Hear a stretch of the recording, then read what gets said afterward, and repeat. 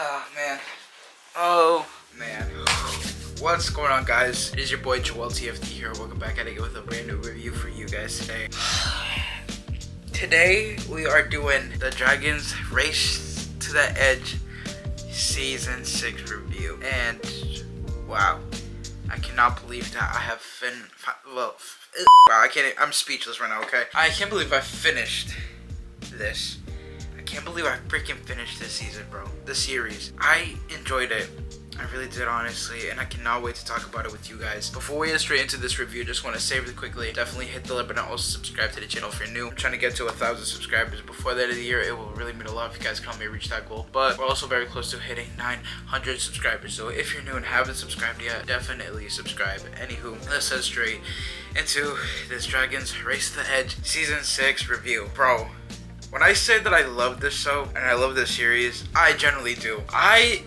This is definitely a hot take, honestly, because I've seen so many shows, honestly, but I think this definitely has to be a top 10 show for me personally. I just really liked it, you know, the like whole like dialogue. There's like some dialogues that I really liked, honestly, and I also just really like the comedic timings, honestly, when it comes to the show. And just this whole season in general, I really did like. There was just this one episode where it definitely was a filler because they literally started reminiscent of how things would have looked like if Hiccup never like captured Toothless in some type of way. They had even that aspect ratio in that animation of like from the first movie, so I thought it was actually pretty cool just to see all that happening again, you know, and then just seeing like different outcomes, you know, especially with Snarla's perspective of how things would have went down, Tough Nut and Rough Nut's perspective, and Astrid's perspective, and Fishlace's perspective. I thought it was so like it was funny, definitely, but I thought it was really cool just seeing that episode, honestly, because it just was like, it definitely was, I felt like it was kind of a filler episode, but it definitely still progressed the series in some type of way, you know. And I think that's what I really liked about the show a lot, is that like they like have moments that it feels like fillers, but it still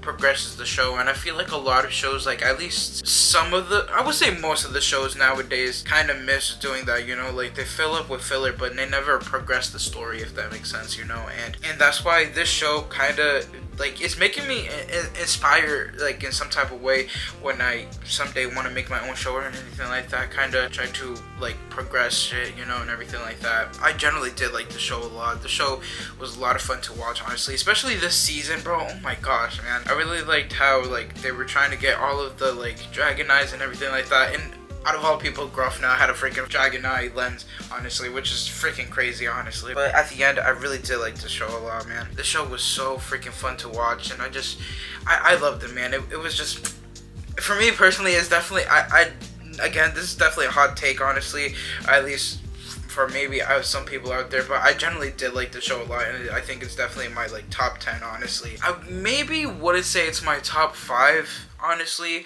but it's definitely somewhere in the top 10. I definitely want to like do a little bit of a video of me saying what's my top 10 shows of all time, honestly, because I'll be completely honest, I think that this is definitely one of them because of just like, again, the comedic timing, just like how hooked I was into the show, honestly, and like I really did like it a lot, honestly. I really did. And I can't believe now we're gonna head straight into the second movie and also the third movie, which is the last two. As I'm recording this, actually, it is April 23, so I'm like a few weeks like already ahead, you know, of like when it comes to these reviews and everything. But I wanted to finish this, honestly, because like I was just so intrigued with it, you know, in some type of way. I was like, I need more, I need to consume more episodes. But another thing too is because my friends have already watched the second and third movie and they want to talk about it with me, so I'm kind of like, okay, I definitely need to watch the show a little bit quicker, you know. But I'm actually happy that I did watch it, you know. It's not like I was kind of like forcing myself in some type of way, if that makes sense. But yeah, man, I can't believe that we're already like kind of close to the live action movie coming out.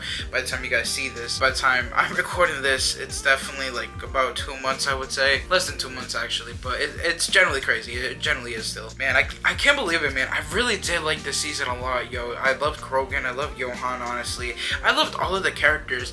There's no bad character that I would say I was kind of like, oh my, like, you know. That ending though, oh my gosh, I want to assume that like in the second movie they're gonna establish that that villain, honestly, but I really cannot wait to see like who like what's it gonna, is it connect to the second movie, you know, because I have a feeling it does in some type of way. And that's why this show kind of made it so that it's kind of what's it called, because I'm pretty sure this show was released after the second movie, but it wanted to kind of be like a story before the second movie of them growing up, you know, going through some adventures and everything like that to lead up to the second movie, you know. And I think that's what the second movie is going to be about, with that whole villain that at the end, you know, the Krogan's chief, I would say. I'm honestly very, very excited to head straight into those movies, honestly, because man, I gotta tell you right now, that shit was fire. Honestly, it really was. And then the whole Wing Maidens, they like put the King of the Dragon's egg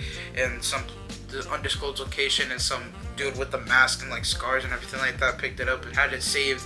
So I'm very, very curious of how that's gonna go also. I'm pretty sure, again, that is gonna lead up to the second movie and everything. So very, very excited about that, honestly. I really am. Again, this whole show was just phenomenal, honestly, and I cannot wait to see the second or third movie. I know I keep mentioning that, but it's just true. It's generally so true. Nah, but I really did like this season a lot, honestly, and like, it's crazy. It really is crazy. I loved all of the characters, you know. I really just liked everything, man. I really did, honestly. I think that's all I really have to say, honestly, because like, it's just crazy to think how good this show is for me personally, honestly, and the fact that I'm making it a top 10 show for me is genuinely crazy. It really is. But yeah, that is going to be the end of my Dragons Race to the Edge Season 6 review. I hope you guys did enjoy this review, and thank you guys for coming along to the journey of Race to the Edge. But we're not finished yet. We still have How to Train Your Dragon 2 and also How to Train Your Dragon 3. So definitely stay tuned for those reviews coming in the next 2 weeks. Anywho, peace out, guys, too. Enjoy game day. Make every day dance today. Everyone stay positive and be positive. You guys already know to have a positive mindset. Peace.